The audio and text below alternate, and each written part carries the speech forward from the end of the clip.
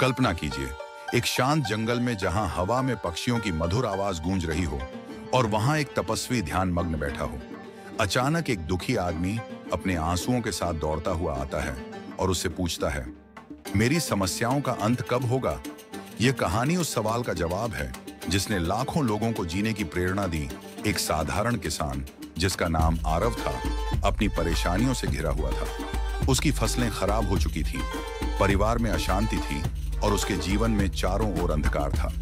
एक दिन उसने सुना कि बुद्ध पास के जंगल में ध्यान कर रहे हैं। आरव बुद्ध के पास पहुंचा और बोला, हे भगवान, मेरा जीवन कठिनाइयों से भरा है, कृपया मुझे कोई समाधान बताएं। बुद्ध ने ध्यान से उसकी बात सुनी और शांत स्वर में कहा, आरव, हर किसी के यह 84वीं समस्या क्या है? बुद्ध मुस्कुराए और बोले, 84वीं समस्या यह है कि तुम यह सोचते हो कि जीवन में समस्याएं नहीं होनी चाहिए। आरव हतप्रभ रह गया। उसने कहा, तो क्या मुझे अपनी समस्याओं को स्वीकार करना होगा? बुद्ध ने उत्तर दिया, समस्याएं जीवन का हिस्सा हैं।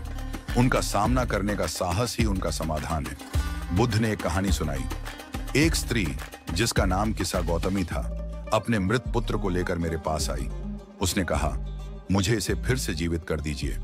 मैंने उससे कहा, उस घर से सरसों के दाने लेकर आओ जहां कभी कोई मृत्यु न हुई हो।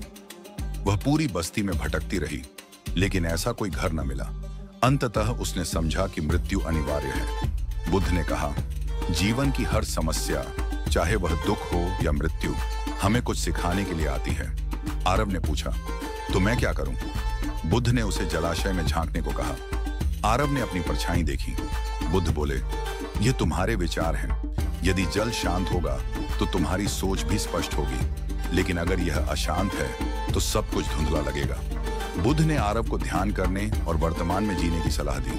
उन्होंने कहा, तुम्हारा ध्यान इस पर होना चाहिए कि तुम क्या कर सकते हो, न कि इस पर कि क्या हो सकता है। आरव ने बुद्ध से विदा ली और अपने जीवन में शांति और समाधान की खोज में जुट गया। इस कहानी का सार यह है कि समस्याओं से भागने के बजाय हमें उनका सामना करना चाहिए।